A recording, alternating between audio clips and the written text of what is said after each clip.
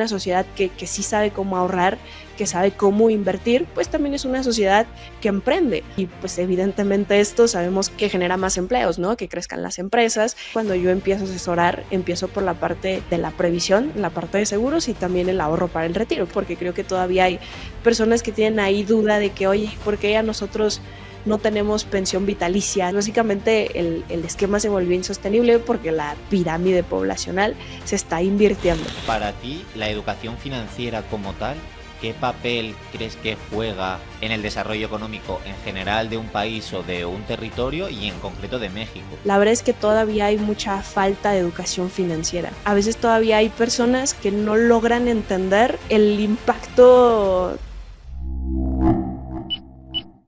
Hola a todos y bienvenidos al canal de Rankia México. Hoy tengo el placer de estar con Paola Almontes, creadora del Mapa del Inversor, quien cuenta además con casi 1,5 millones de seguidores en su cuenta de Instagram Finanzas con Propósito. ¿Qué tal, Paola? ¿Cómo estás? Hola, ¿qué tal? Muy bien, muchas gracias y muy feliz de estar aquí con tu comunidad también. Muchas gracias, el placer es mío. Yo creo que lo mejor para comenzar, ya que lo he mencionado, es que me cuentes un poco qué es el Mapa del Inversor. Claro, pues mira, el Mapa del Inversor es un entrenamiento en línea que tengo en este momento. Yo empecé a hacer contenido acerca de esto, finanzas personales, inversiones, ya hace como 3 años, y de pronto me llegaban ahí comentarios de que cómo puedo aprender un poco más de esto o cómo me podrías explicar más a detalle y tal.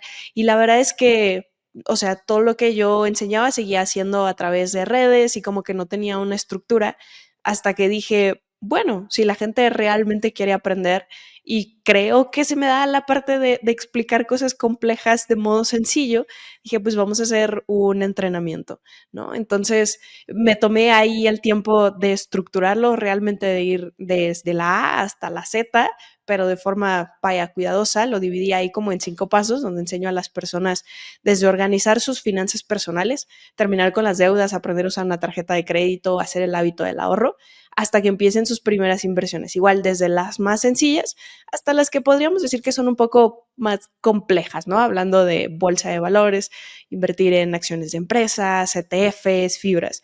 Hoy en día es una comunidad muy, muy bonita. Aproximadamente hay dentro del Mapa del Inversor unos 6,000, 7,000 alumnos.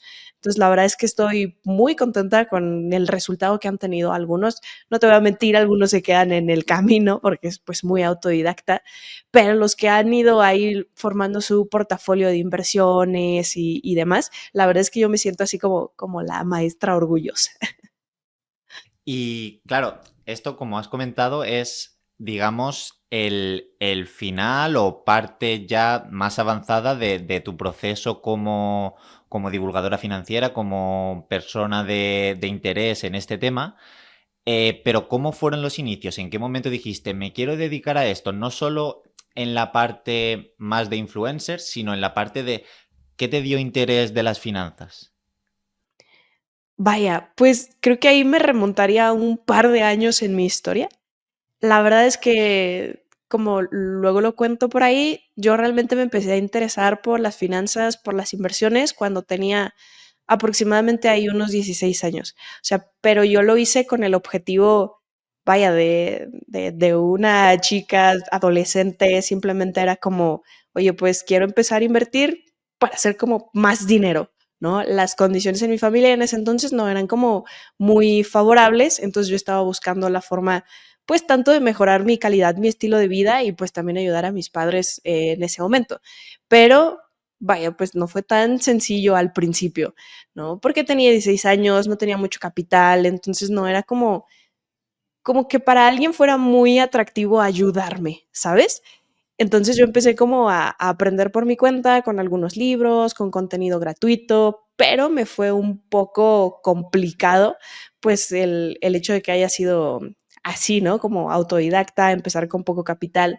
Después ya estudié una carrera relacionada con finanzas, no es como tal finanzas bursátiles, porque en mi ciudad en ese entonces no estaba esa carrera y se me hacía imposible ir a estudiar a otra ciudad por la misma cuestión económica. Pero bueno, Al final me gustó mucho mi carrera, sí tomé la especialidad en finanzas internacionales, ya igual al ratito comenté un poco más, pero también estuve en Alemania, hice un intercambio, estudié también por allá finanzas internacionales y cuando salgo, pues justo empiezo a asesorar a las personas más en un tema de, de inversiones para el retiro.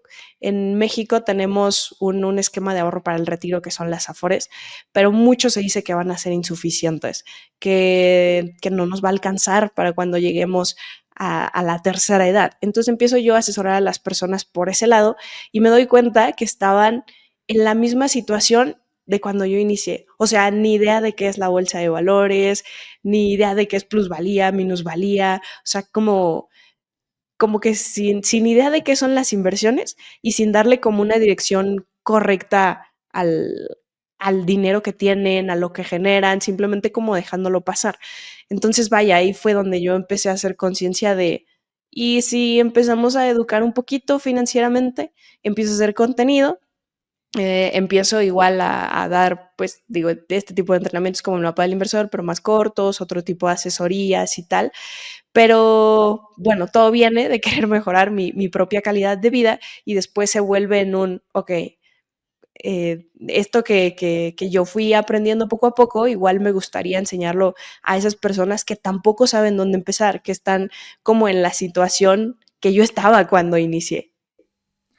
Y de todo esto, creo que es bastante interesante que, que me comentes un poco esa estancia que tuviste en Alemania, de qué manera ha influido en tus propias finanzas y en la manera en la que tú tienes de entenderlas y compartirlas con el resto. Pues en realidad sí fue un choque cultural grandecito. O sea, no solamente en el tema financiero, hay muchas cosas que son súper, súper diferentes.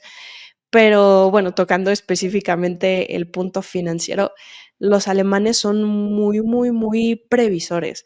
O sea, yo recuerdo que cuando llegué a ir a casas de amigos o veía a las personas mayores hacer el supermercado, compraban no solamente como, ya sabes, bueno, de pronto aquí en México simplemente compramos como de para 3 días, para el día siguiente, o a lo mejor para toda la semana. Pero en Alemania yo veía cómo llenaban sus alacenas como para un mes entero, hasta 2 meses, y yo decía, qué locura, ¿por qué? Y al principio eso se me hizo como raro, y después me explicaron que es algo que viene como desde la Segunda Guerra Mundial, que hay como tal vez un miedo de desabasto, de que algo suceda o tal. Pero bueno, desde ahí dije, creo que el mexicano es cero previsor, ¿no? No solamente en ese tema de a lo mejor tener comida y despensa, sino como que en general lo vi en varias cosas. Y otra cosa de ellas, donde lo llegué a observar, perdón, es que las personas incluso tienen hasta 6, 7 seguros, ¿no? Que es seguro de vida, seguro de auto, seguro de gastos médicos, o sea, literalmente tenían casi asegurado hasta el perro. Y acá en México, la verdad es que no es así. De hecho, aquí la cultura de seguros pues casi no existe, o sea, son muy contadas las personas que tienen un seguro de vida o un seguro de gastos médicos. Entonces, justo por eso cuando yo empiezo a asesorar, empiezo por la parte de la previsión, la parte de seguros y también el ahorro para el retiro, que son cosas que al mexicano no se le pasan ni por aquí, ¿no? Y vaya, ahora sí que todo lo que aprendí también en la universidad que estuve en ese entonces, que fue la Universidad de Frankfurt, pues vaya, también sumó como mucho, pero te digo, esas cosas que se me quedaron a mí como grabadas de la cultura alemana, pues fue lo que yo llegué acá a México y dije, hay que hacer esa conciencia también, ¿no? Hay que ser previsores. Claro. Y, por ejemplo, tú, ahora que hemos repasado un poco todos tus inicios, todo el camino que has hecho hasta llegar aquí, ¿qué consejo le darías a alguien que puede estar en esa situación que estaba esa Paola de 16 años que al final ha conseguido todo esto, que no tiene por qué conseguir lo mismo porque es muy complicado todo lo que has logrado, pero ¿qué consejo crees que es fundamental darle a alguien que se interesa por finanzas y quiere saber de qué va este ámbito o este sector? Pues mira, a veces se piensa que para ser inversionista, para formar algo que valga la pena, necesitas empezar con muchísimo dinero o ya muchísimo conocimiento. pues bueno, literalmente yo no nací ni con el conocimiento, ni con las habilidades, ni con el dinero, mucho menos, ¿no? O sea, literalmente cuando yo dije quiero empezar a invertir, hablando en pesos mexicanos, pues, tenía como 50 pesos, ¿no? Dólares te puedo decir que son como $2, 2 euros por ahí, más o menos, ¿no? Entonces no era literalmente nada. Pero bueno, sí tenía muchísimas ganas de aprender, como muchísima ambición y creo, más bien estoy segura que de las mejores decisiones, inversiones que pude haber hecho en ese momento fue simplemente comprarme un libro que hablara de eso, de finanzas e inversiones. ¿No? Es un libro pequeñito, es un libro de una autora acá en México, se llama El pequeño cerdo capitalista, y tiene como conceptos muy básicos de lo que son las finanzas, de lo que son las inversiones, pero eso me despertó mucho la curiosidad de querer seguir aprendiendo. Y bueno, de ahí pues me seguí leyendo más libros, te digo, también como con contenido gratuito. Afortunadamente hoy en día hay muchísimos canales, por ejemplo, como este, como el de Rankia Educativos, donde puedes aprender muchísimas cosas y literalmente de forma gratuita. Habemos muchos más creadores de finanzas e inversiones. Entonces, creo que lo más importante más allá de tener mucho o poco capital para invertir, son las ganas que tengas de aprender, el compromiso también que hagas contigo mismo y evidentemente pues la constancia y la disciplina, porque tampoco de nada te sirve a lo mejor tener un montón de conocimiento, que también me pasó que dije, bueno, ya me leí este libro y este y este y este y este, y sigo exactamente en las mismas, ¿no? Entonces, además de obtener ese conocimiento, pues buscar la forma de aplicarlo, ¿no? De realmente hacerlo. A lo mejor al inicio va a ser como, como que me da un poco de miedo, no sé por dónde empezar, pero literalmente como en todo es como, bueno, ya, me lanzo y empiezo a hacer las cosas, ¿no? Entonces, dicen por ahí, conocimiento es poder. Siempre les digo a mis alumnos, no, conocimiento más acción es poder. Ahí sí vemos un cambio significativo. Entonces, simplemente querer aprender más, buscar la forma de hacerlo y después aplicar ese conocimiento y después ser constante y paciente también, que no es de la noche a la mañana. Sí, la realidad es que es un proceso complicado, pero creo que de todo ese proceso, algo que quizás es lo más importante es ese empezar, ¿no? Ese tener ganas, ese querer aprender. Entonces, para ti, la educación financiera como tal, ¿qué papel crees que juega en el desarrollo económico en general de un país o de un territorio y en concreto de México? Claro, pues, bueno, tomando un poquito de lo que comentaste al inicio, claro que sí es tener un montón de ganas de querer aprender y, bueno, también tener claro que a lo mejor muchas veces no va a ser fácil, ¿no? A lo mejor hay personas que justo están como más apretadas en sus finanzas, que a lo mejor van a tener que hacer un esfuerzo más grande, o que a veces hay cosas que dices: esto como que no le entiendo". Digo, para cualquier cosa siempre va a haber momentos complicados, pero bueno, a pesar de eso, tener ahí la resiliencia para mantenerse y bueno, ahora pasándome ya otra vez al ámbito, otra vez educación financiera, inversiones, es súper, súper, súper importante el papel que juega a nivel, pues, macroeconómico también, ¿no? Pero bueno, hablando ahora específicamente del caso de México, la verdad es que todavía hay mucha falta de educación financiera. O sea, a veces todavía hay personas que no logran entender el impacto, para empezar, en sus finanzas personales, por ejemplo, de tomar un crédito personal o de pagar siempre el mínimo de su tarjeta de crédito, ¿no? O sea, literalmente para ellos es súper fácil de que abren su estado de cuenta y dice pago mínimo y dar el pago mínimo de la tarjeta y no están dimensionando la bola de intereses que se está haciendo por ir dando ese mínimo, ¿no? Por dejarlo de más generando ahí intereses. Igual las tasas de los créditos, pues en general, pero específicamente los créditos personales acá en México tienen unas tasas muy, muy altas. Entonces, literalmente terminas pagando en algunos hasta 4 o 5 veces más, ¿no? Y a veces como que ni siquiera hay esa conciencia del daño que le están haciendo las personas a sus finanzas. Y bueno, eso a nivel personal, pero si tú ya vas sumando pues todas las personas que no hacen como esa conciencia en sus finanzas personales, pues al final una sociedad que no sabe tomar decisiones de qué crédito tomar o no tomar, de qué inversiones o no hacer, de desinvertir, no invertir, ahorrar, no ahorrar, pues al final es una sociedad que no aporta al crecimiento económico de su país. En cambio, una sociedad que sí sabe cómo ahorrar, que sabe cómo invertir, pues también es una sociedad que emprende o una sociedad que invierte en las mismas empresas de su país, las mismas empresas de su comunidad y pues evidentemente esto sabemos que genera más empleos, ¿no? Que crezcan las empresas y bueno, es ahí como una bolita de nieve.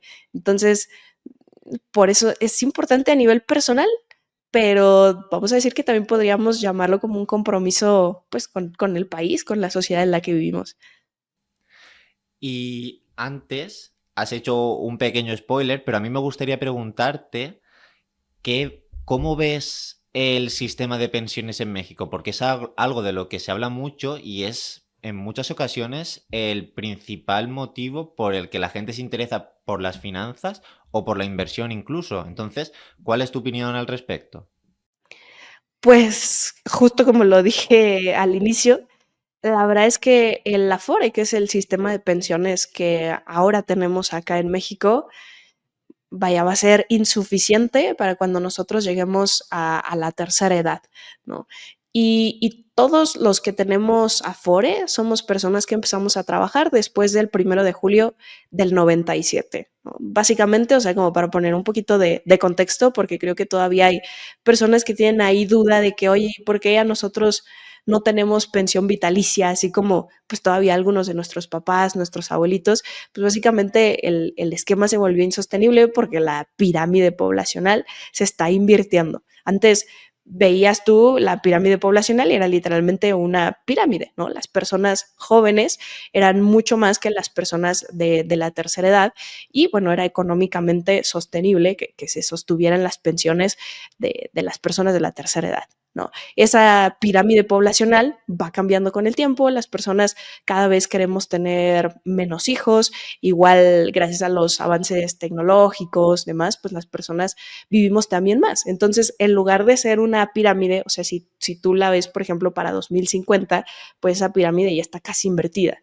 ¿No? Entonces, para 2050, 2060, los adultos mayores vamos a ser más que las personas jóvenes. Entonces, no es sostenible que con lo que generan las personas jóvenes económicamente, pues se pueda mantener a un montón de adultos mayores. Y por eso se quita ese esquema de pensiones vitalicias y entra el Afore. Te digo, para todos los que empezamos a trabajar después del 1 de julio de 1997. Pero la verdad es que se aportaba muy poco al Afore. Se aportaba el 6.5% del ingreso del trabajador. Y esto hacía que vaya, ahora los primeros conejillos de indias que empiecen a cobrar su pensión del Afore, pues reciban una tasa de reemplazo del 30% de sus ingresos. O en pocas palabras, que deben ir ganando, no sé, 100 pesos o $100, pues ahora solamente van a recibir 30, ¿no? Como un recorte del 70% de los ingresos. Y ahí cuando yo me entero de eso, digo, qué locura, ¿no? O sea, simplemente si ahora lo piensas y dices, si me quitaran el 70% de mis ingresos, yo no sé cómo le haría para sobrevivir, ¿no? Y bueno, evidentemente se le van haciendo reformas a la FORE, ahora ya no solamente se va a aportar el 6.5%, este porcentaje está creciendo hasta que en total pues sea un 15%, ¿no? Sin embargo, pues todavía no se aporta ese 15%, es algo que va a ir siendo gradualmente, pero también hay todo un tema de que si no cumples con las semanas cotizadas y vaya, hay varios requisitos que al final pues a los mexicanos nos van a impedir como pues vaya a tener esa pensión que a lo mejor muchos se imaginan, ¿no? Y la otra es, digo, es que hay como varias cositas. La otra es que los instrumentos en los que invierte el Afore, pues al final terminan siendo conservadores. Que a lo mejor dices, bueno, para alguien que ya está en los 40, en los 50, pues está bien que su portafolio pues no tenga como tanta volatilidad, que sea más conservador. Pero para una persona que a lo mejor está en sus 20, que empieza a cotizar, imagínate invertir hasta los 60 en renta fija o en instrumentos que den una rentabilidad, pues medio baja, ¿no? Porque sabemos que está ligada a la parte de riesgo con rentabilidad. Entonces, eso también hace que nosotros por nuestra cuenta tengamos que buscar otro tipo de instrumentos que a lo mejor sí asumimos un poco más de riesgo, son un poco más volátiles, pero dices, bueno, no pasa nada porque hay décadas y décadas para que ese dinero pues crezca o se recupere de alguna minusvalía, ¿no? Entonces sí deja mucho que desear el esquema de pensiones actual en México, que son las famosas Afores, y bueno, definitivamente hay que empezar a invertir por nuestra cuenta y entre más jóvenes empecemos, mucho mejor y mejores resultados vamos a tener también cuando lleguemos a la tercera edad. Más tranquilos vamos a vivir definitivamente. Y en esa parte de tú como persona o como interés en invertir, tienes que hacerlo siguiendo unas pautas en el sentido de que no puedes invertir tampoco a la ligera solo por el hecho de querer conseguir un futuro económico mejor. Entonces, para ti, ¿qué criterios son esenciales para escoger correctamente, en la medida de lo posible, esos instrumentos de inversión de cara, digamos en este caso, al largo plazo, porque estamos hablando de las pensiones? 100%. Pues digo, ahora en México creo que es ya más fácil acercarse a algún asesor de planes privados de retiro, hablando específicamente de ese caso, y que te pueda guiar con detalle, ¿no? Sin que tú seas el súper experto en finanzas e inversiones.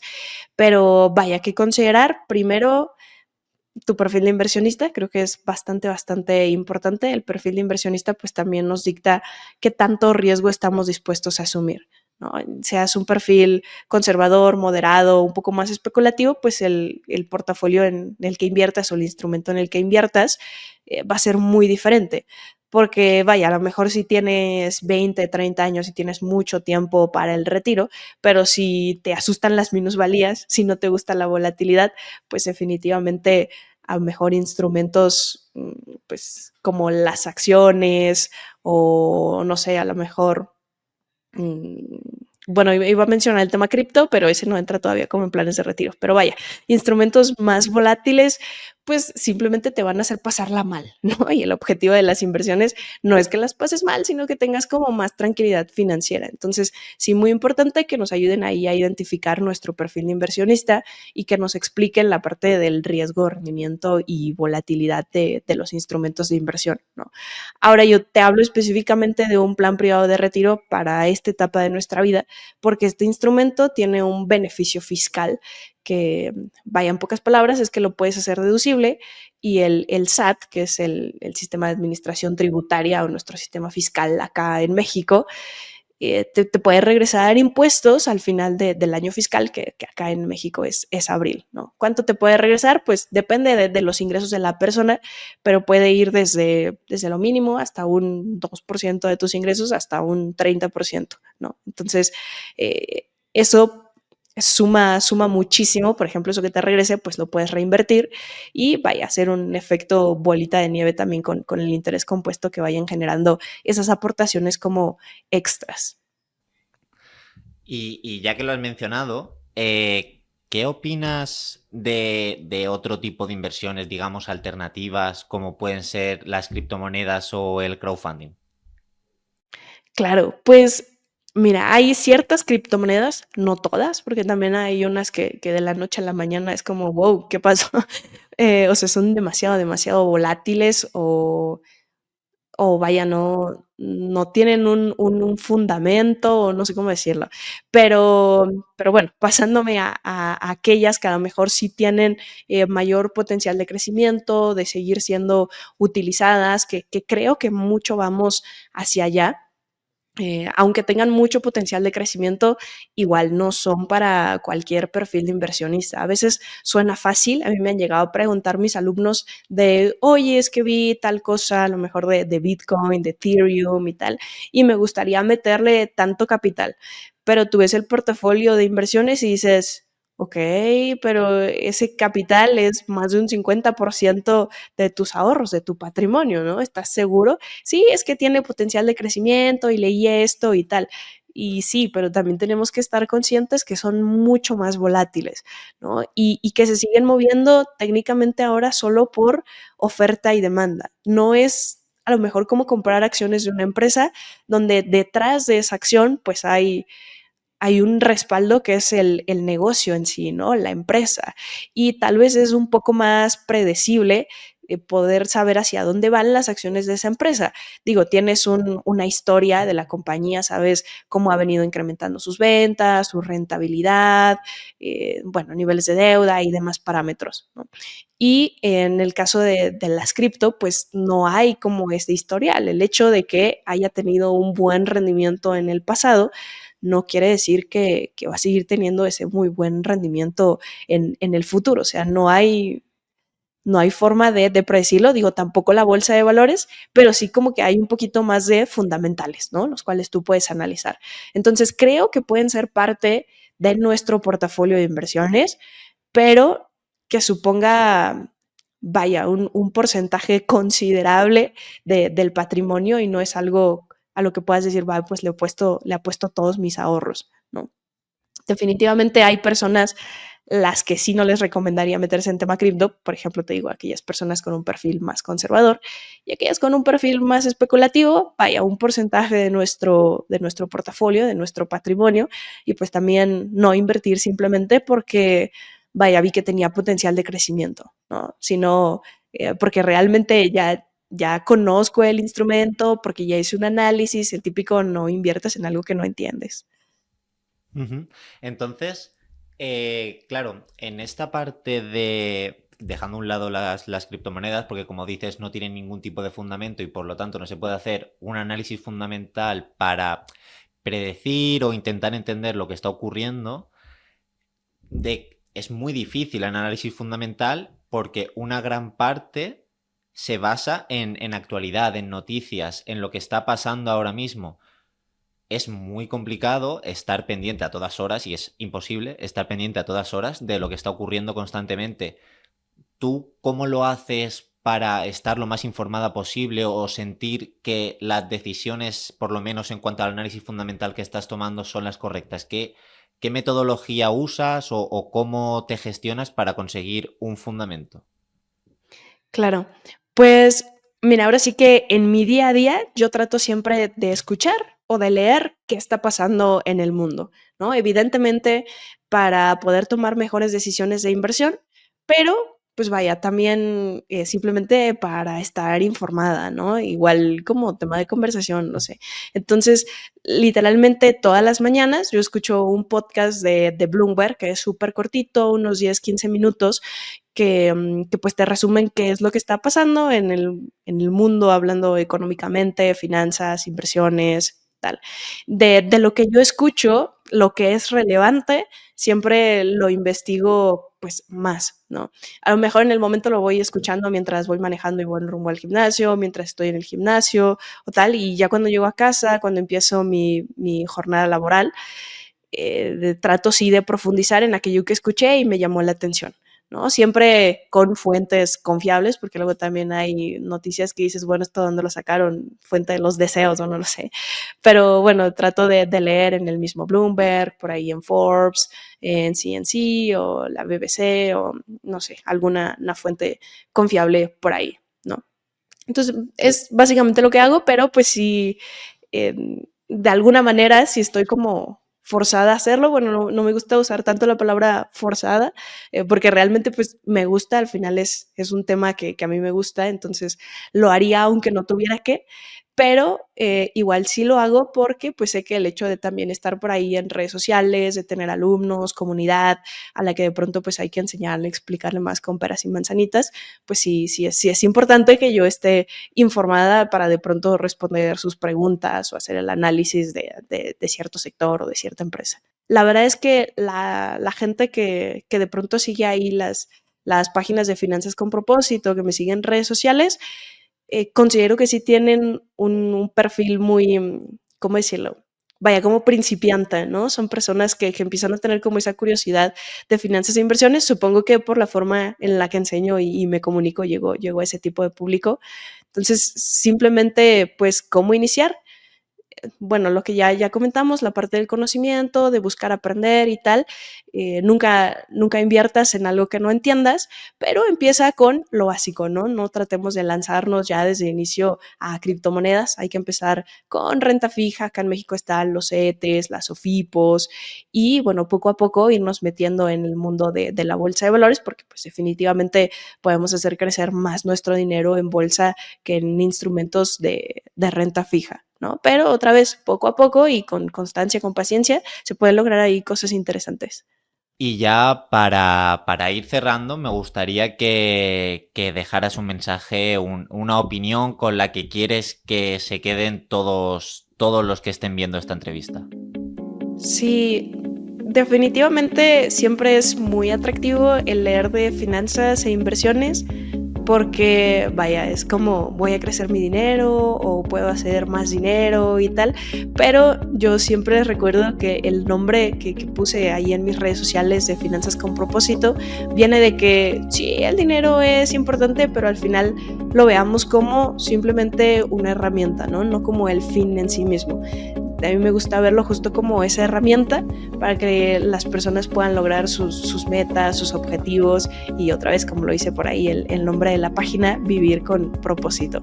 Y pues bueno, no se olviden que el 26 de septiembre vamos a estar ahí en el Sheraton María Isabel profundizando de esto y de todo esto que hemos mini platicado aquí en esta sesión.